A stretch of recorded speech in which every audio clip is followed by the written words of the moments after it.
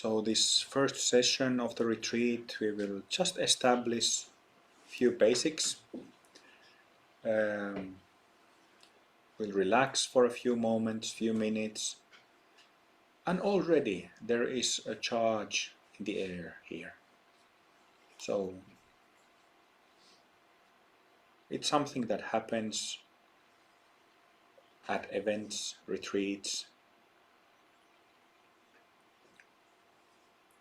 that there is a stream of blessings that you can connect to.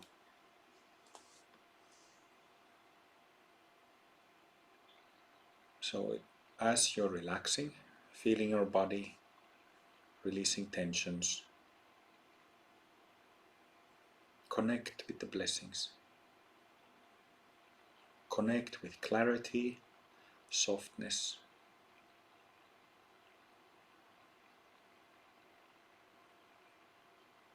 and fundamental peacefulness.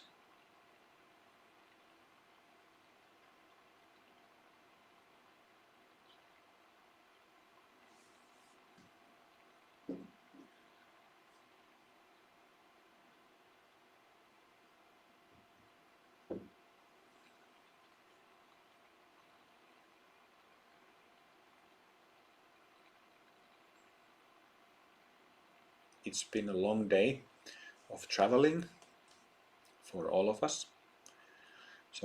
But even if you might feel sleepy, drowsy, recognize this basic wakefulness in you.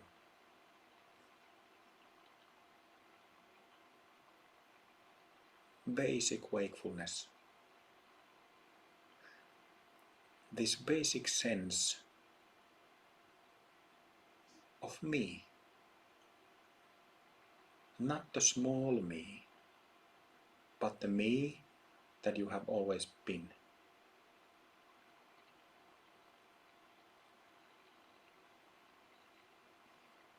That most familiar sense of who I am and who you are that you had throughout your life.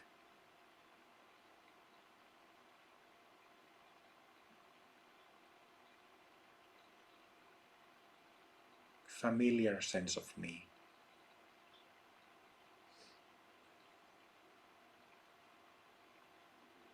At this point, disregarding, if we all have had some rough and traumatic experiences in life.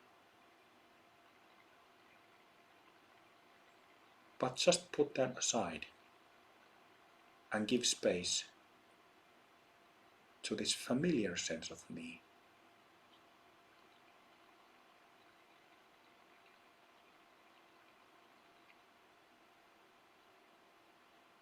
Most familiar sense of who I am in your own case.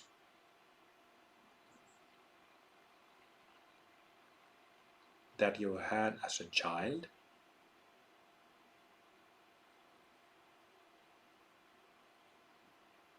that you had as a youngster,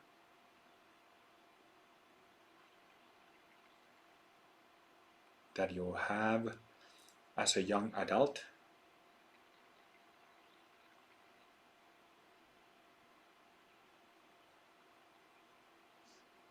as an adult, middle-aged person, now.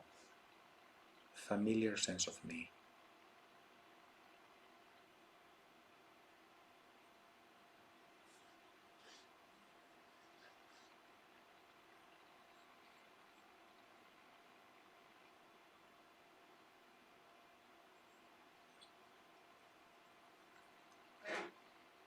If you inspect a little bit how that familiar sense of me is, you will discover that it has the three basic characteristics of the natural state, of the so-called natural state.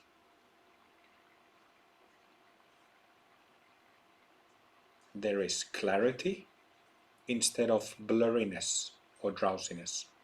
Clarity is there.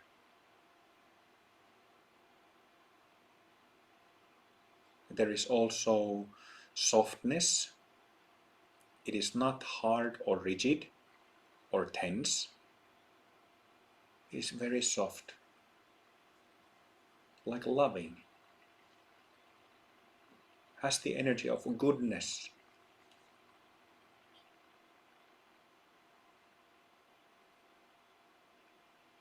And that it is stable like a bedrock.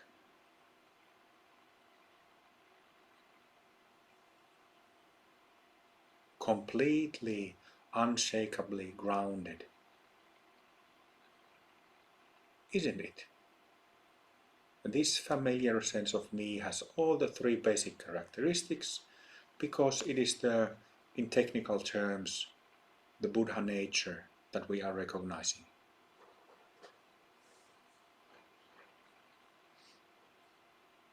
This is the main practice.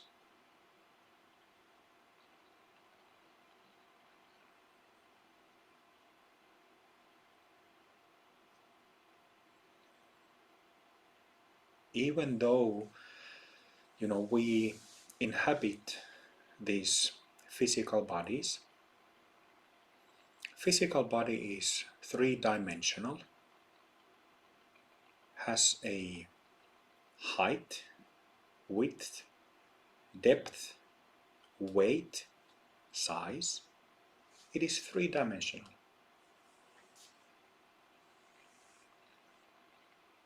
But if we start looking or inspecting this familiar sense of me, even if our body has, front side, back side, sides, height, weight, these three-dimensional, how do you say,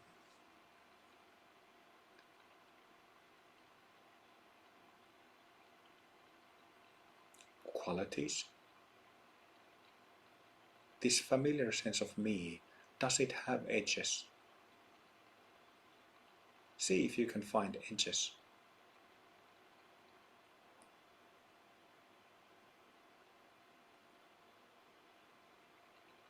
You can see edges from the front, from the back, from the sides, from below, from above.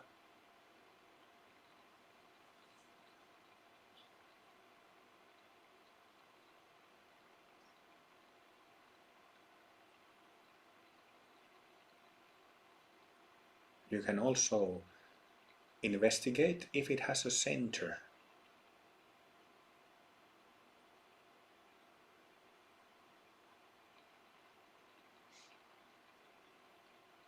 What I mean by center, if it has like a solid center point, or if it's without it.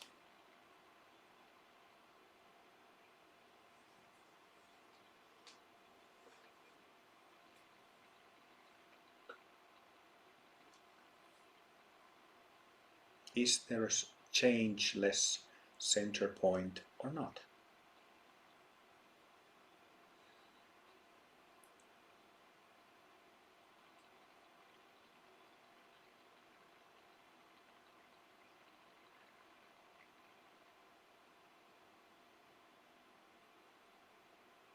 So through these two instructions, the point that we want to understand and see is that it is not small sense of self, nor it is big or great sense of self. If it doesn't have edges or sides, if it doesn't have a center, then it is free of such, what is the word, definitions.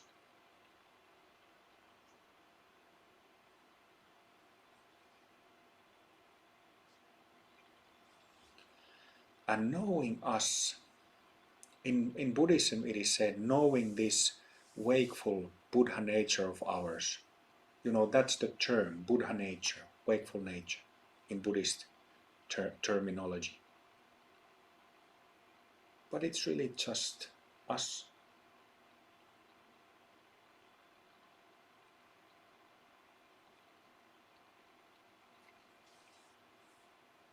and everybody has exactly the same familiar sense of me. True me. In Hindu terminology, true self.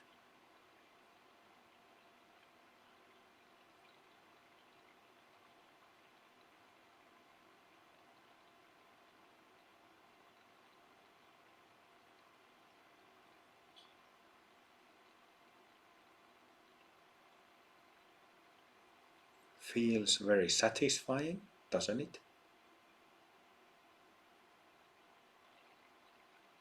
Feels very natural. Ah,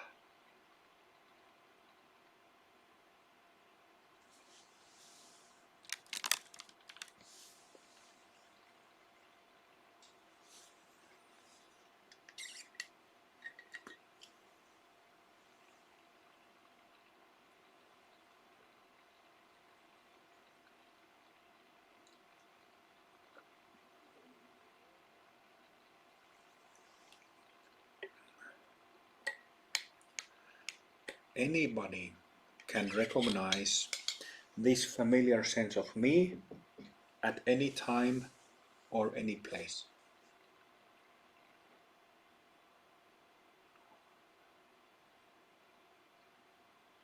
Like I said, this is the main practice.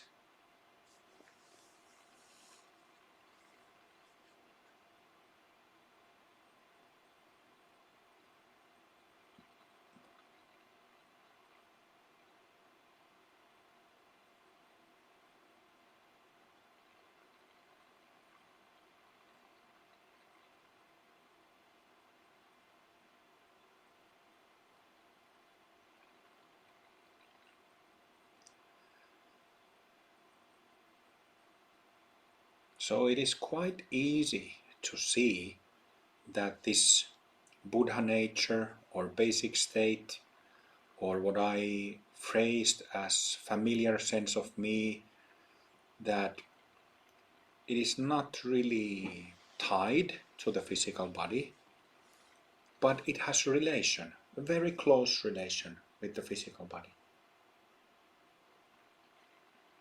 So feel, or like it said in Buddhism, recognize this familiar sense of me with your whole body. Become that familiar sense of me. With your whole body mass, with your whole weight, with your whole size.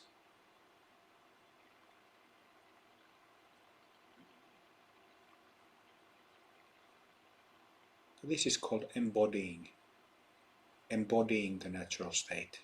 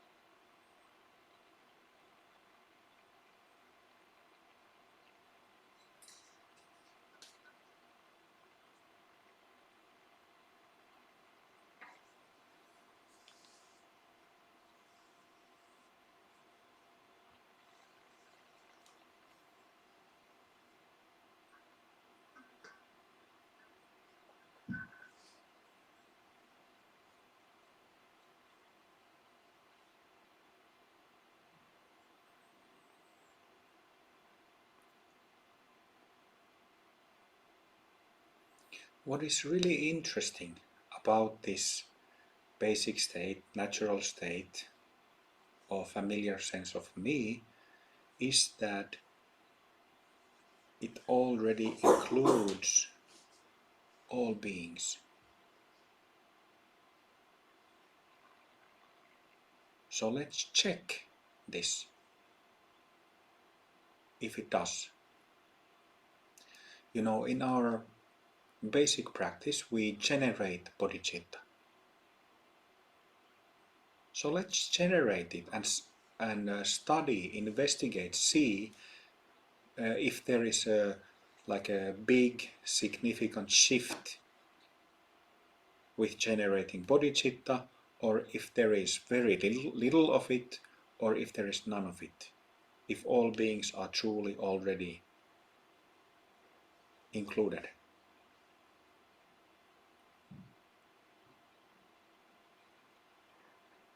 So silently in your mind, wish, may all beings be free, 3-4 times, so that you mean it. Say it with love and care.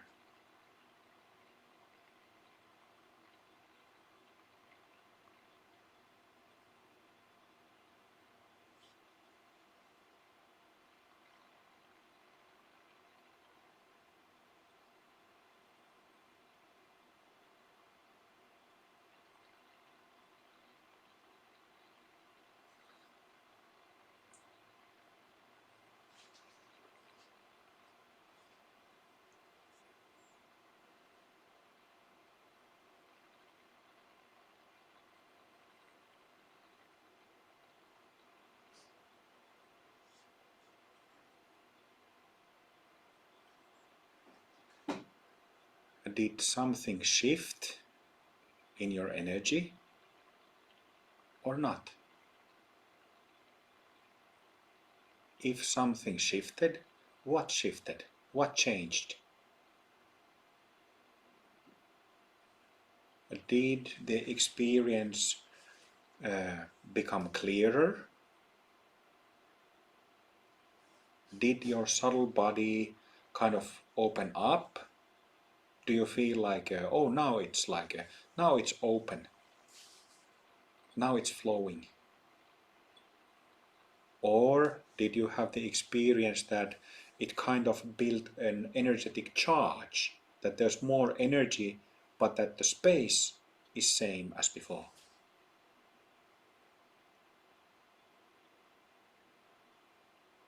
If you had a shift of energy, it's one or several of the 3 options that I gave.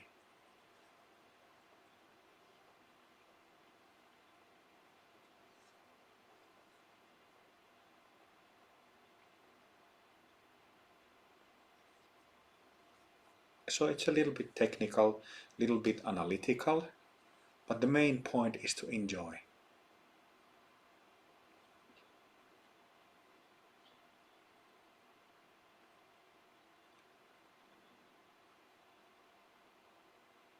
It is very important that in our practice there is an element of enjoyment. Enjoyment means that it feels there's an element of happiness or fun, enjoyability, blissfulness there.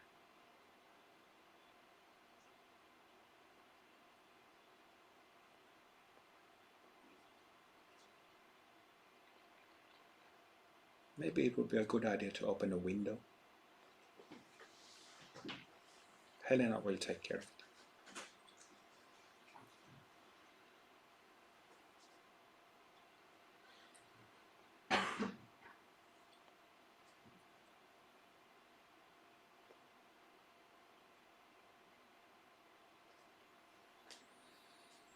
What is also interesting about this basic state, that it is our familiar sense of me. Do you understand? Can you relate to what I said, that can you connect that you've had it in your childhood, youth time, as an adult, that you still have it? Do you understand that point? Tell me. Okay, good. Andy still saw me thumbs. God damn it. But this is very, very important, that, you know, it is not some it's not some secret that I'm giving you. It's who you are, who we all are. I'm pointing it out, yes. But that's it.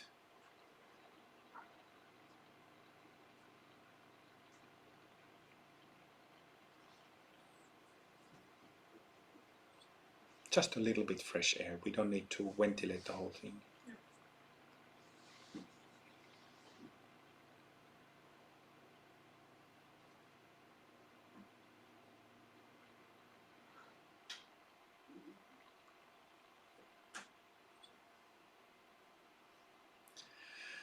When we recognize ourselves like this, there are shifts in our energy, changes in our mind. We have glimpses into the so-called basic state, natural state, Buddha nature, and we experience these energetic shifts, also known as awakenings or bhumi events. But that's it. It's not a bigger deal than that. Of course, it is a big deal to have awakening experience because we come to practice confused and we want to know ourselves. We want to get out of samsara.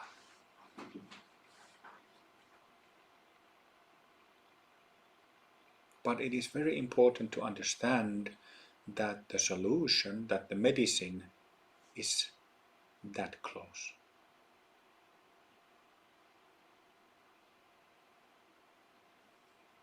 And that's amazing. That's amazing about Dharma.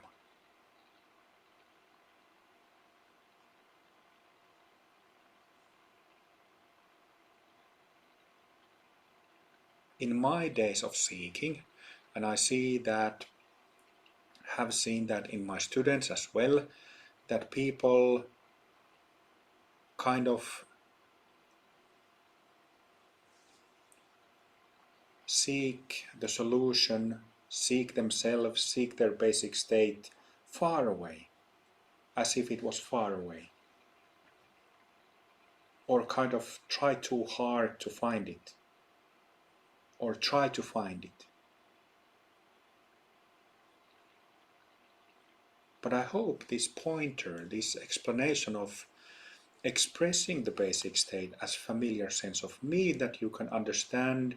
You've had it as a kid, as a toddler, or as a kid of 5, 6, 7 years old. You actually remember how it felt. No matter what happened in your life, what happened with other people or events, but you had this sense of me, that is not small and tightly packed, that is not closed off or even suffocating, but it's just this something very basic. And same thing throughout your life to this moment.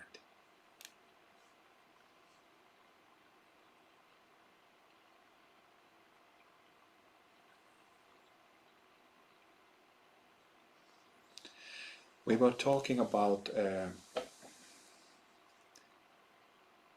how people make businesses out of anything. And Dharma traditions have kind of made it business. Not kind of, they have actually made a business out of this. You know, even when in different texts that give very valuable instructions, it kind of implies that the texts might imply that it is difficult to get it, difficult to reach it, difficult to recognize it, difficult to cultivate it, difficult to realize it. Right? But it's not. If you know what you're doing, it is not.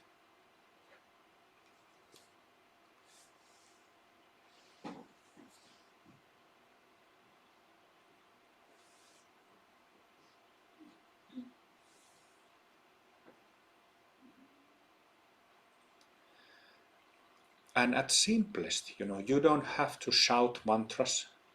You don't have to shout 500 times to get to this experience.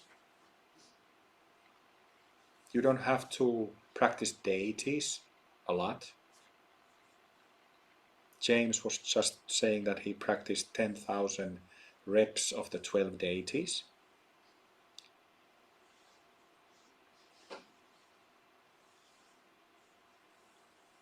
This is the simplest and most direct way of practicing the Dharma.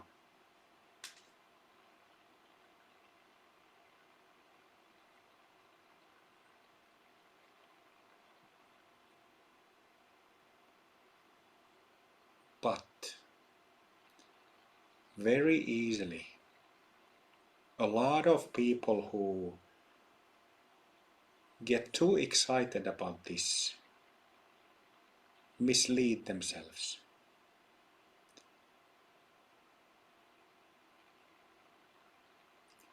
In my introductory, when I introduced this retreat, I used the example from music and playing the piano. So, in my example, I was saying that, you can make some music with just 2 or 3 fingers, 2 or 3 notes, but then a master pianist, just beautiful flow, incredible array of expression, artistic musical expression. So what I've seen a lot, especially in the case of men, is that when they understand, when they hear that, we can recognize this familiar sense of self, basic state, Buddha nature, they kind of disregard that is the method, that is only method, and that tantric mantras, deities, gurus, prayers, all that is just fluff, needless nonsense. Of course somebody may make that assumption. But it's kind of like saying if you say that to a tantric yogi, tantric master, who is a master pianist, and you hit those 2, 3 notes like this is music.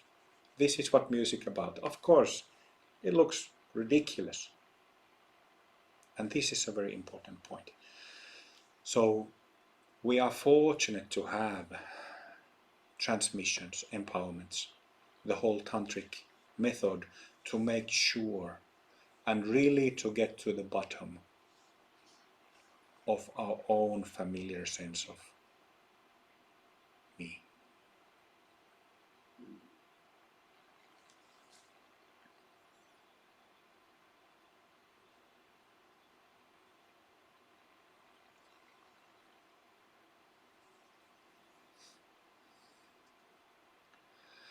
Briefly, I want to say prayers for my masters on behalf of all of us. We have really beautiful altar. I wanted to bring my big Guru Rinpoche rainbow body Tanka on this retreat. And there's also a really lovely little picture of Babaji here that I got from Monica as a gift.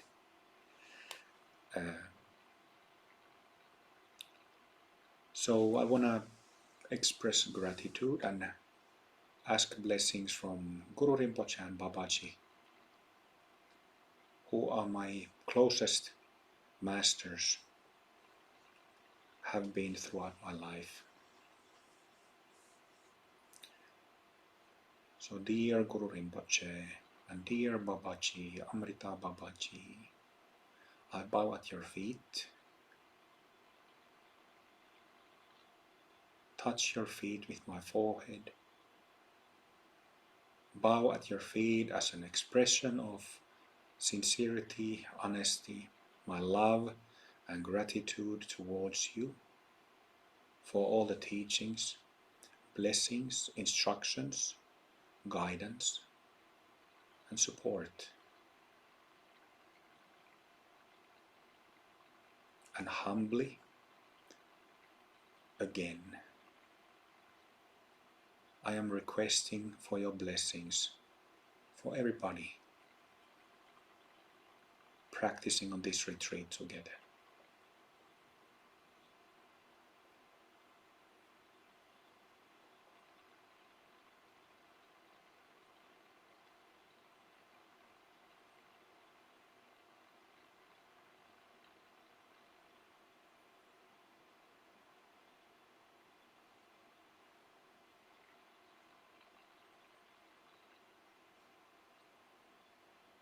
For the sake of all sentient beings, bowing at the feet of my masters.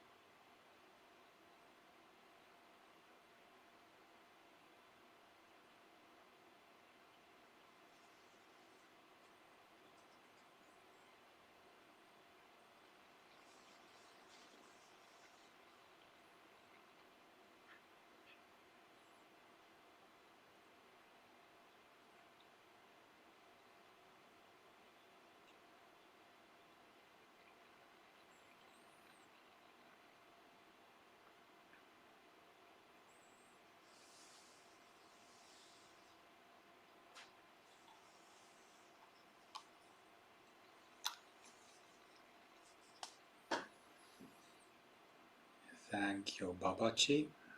Thank you, Guru Rinpoche. Also, thank yous to Mataji, Babaji's companion, master on her own right, as well as Yeshe Chogyal.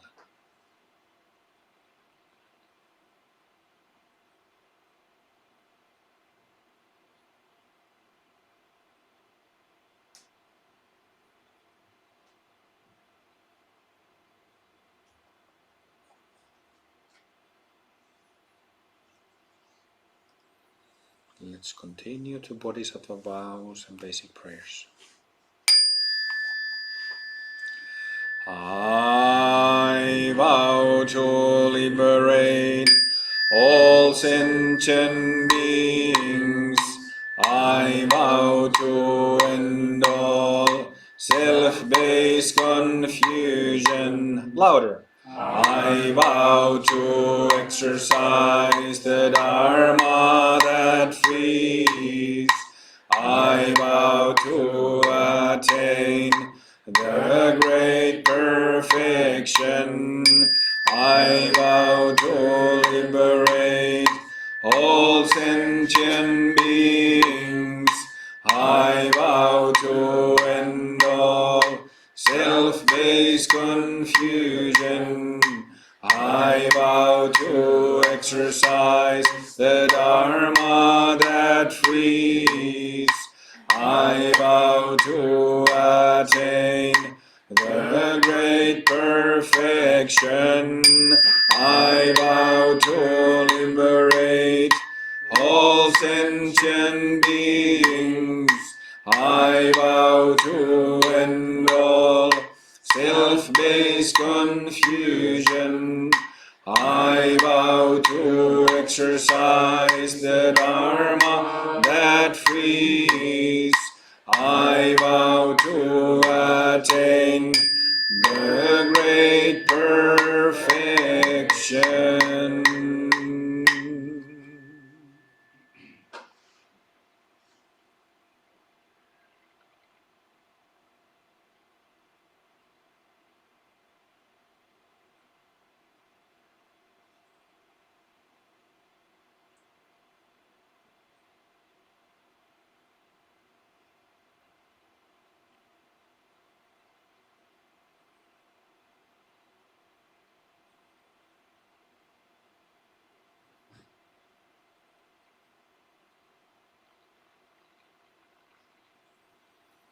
And refuge, you join me from the second line.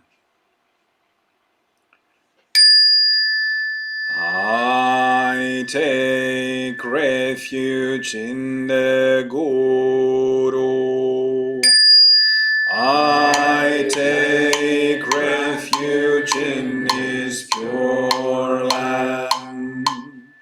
I take refuge in the Buddha. I take refuge in the Dharma.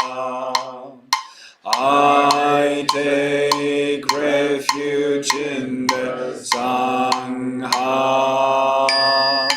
I take refuge in the Guru. I take refuge in his pure land.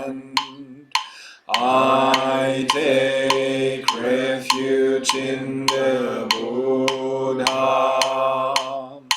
I take refuge in the Dharma. I take refuge in the Sangha. I take refuge in the Guru. I take refuge in his pure land. I take refuge in the Buddha. I take refuge. take refuge in the Dharma. I take refuge in the Sangha. I take refuge in the Guru. I take refuge in the Buddha. I take refuge in the Buddha. I take refuge in the Dharma. I take refuge in the Sangha. I take refuge in the Guru.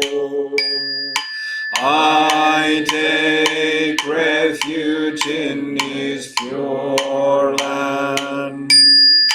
I take refuge in the Dharma. I take refuge in the Sangha. I take refuge in the Dharma. I take refuge in the Buddha. Shinde Sangha.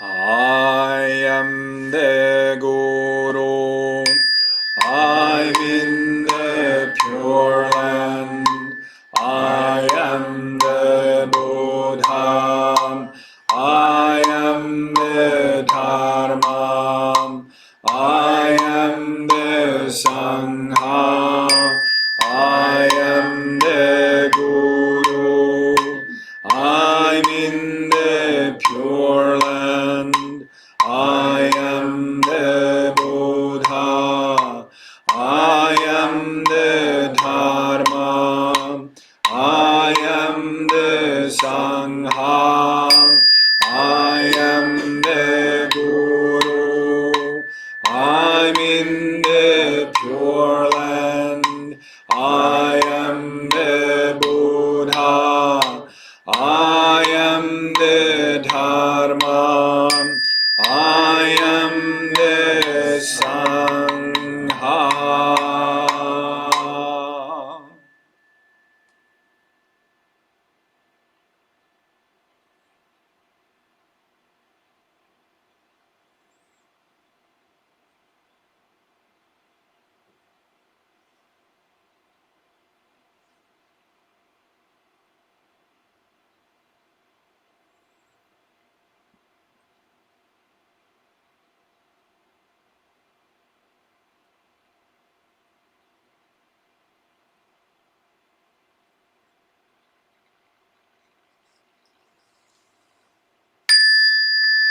May all beings be free.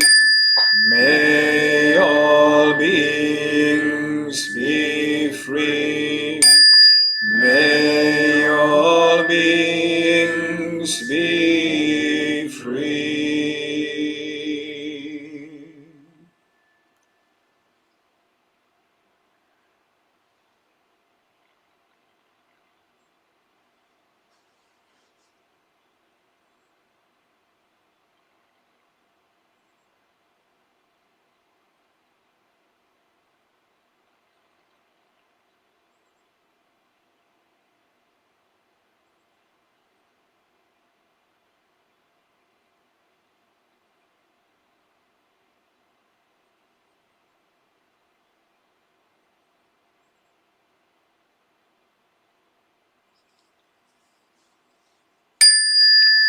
All beings are free.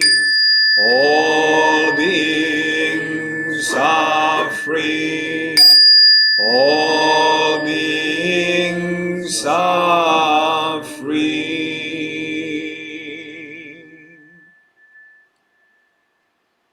Last note always long.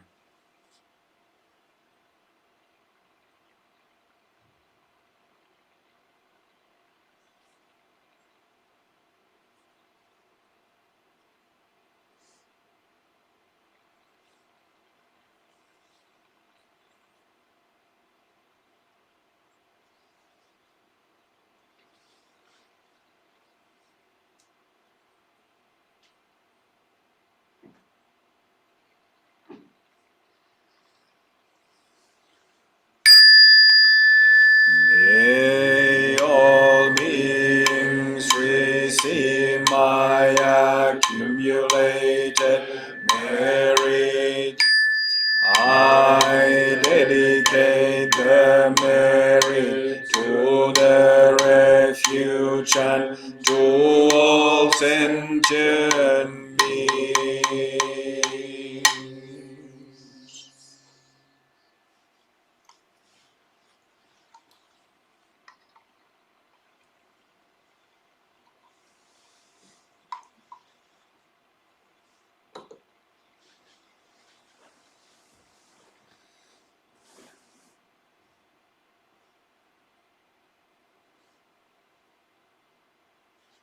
We did short Guru Yoga and now basic prayers and Bodhisattva vows. How's your familiar sense of me now?